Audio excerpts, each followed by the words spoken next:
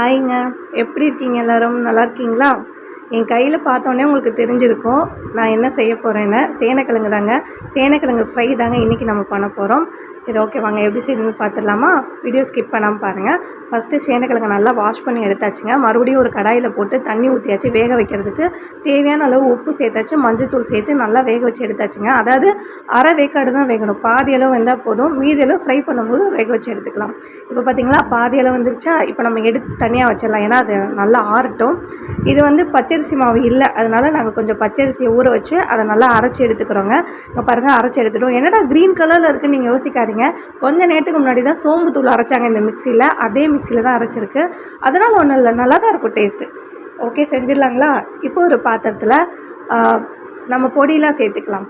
சீரகத்தூள், சோம்புத்தூள், மஞ்சத்தூள், இஞ்சி பூண்டு பேஸ்ட்டு, அப்புறம் மிளகாய்த்தூள் உங்கள் காரத்துக்கு ஏற்றாப்புல சேர்ந்துக்கோங்க. எங்கள் காரத்துக்கு இதுவே போதும். அப்புறம் இப்போ நம்ம அரைச்சோல்ல பச்சரிசி, அதை சேர்த்துக்கோங்க. உங்கள்கிட்ட மாவு இருந்தால் அதை நீங்கள் சேர்த்துக்கோங்க. எங்கிட்ட இல்லை, அதனால் நாங்கள் அரைச்சி சேர்த்தோம்.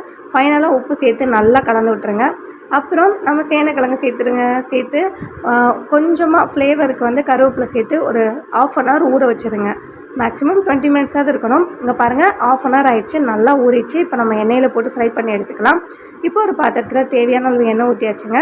இப்போ வந்து ஒரு ஃப்ளேவருக்கு நம்ம கருவேப்பிலை சேர்த்தா சூப்பராக இருக்கும், அதனால் சேர்த்தாச்சு. கொஞ்சம் கொஞ்சமாக எனக்கு 2 பேட்ச் வந்துச்சு. ஃபஸ்ட்டு பேட்ச் பாருங்கள், போட்டு எடுத்தாச்சு, செம்மையாக இருந்துச்சுங்க. செகண்ட் பேட்சும் போட்டு எடுத்தாச்சுங்க. ஃபஸ்ட்டு பேட்ச்லேயே நான் சாப்பிட்டு பார்த்துட்டு செம்ம கிறிஸ்பியாக இருந்தது, செம்ம டேஸ்ட்டாக இருந்தது. சும்மாவே சாப்பிடலாம் போல் அப்படி இருந்தது. அவ்வளோ டேஸ்ட்டாக இருந்துச்சுங்க. நீங்களும் இது மாதிரி ட்ரை பண்ணி பாருங்கள். எங்களுக்கு 2 பேட்ச் வந்துச்சு, 2 பேட்சுமே எடுத்தாச்சு.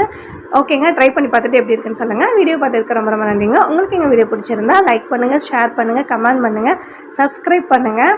எங்கள் நானா சொன்ன மாதிரி என்ன சப்ஸ்கிரைப் பண்ணிடுங்க. பாய் பாய்.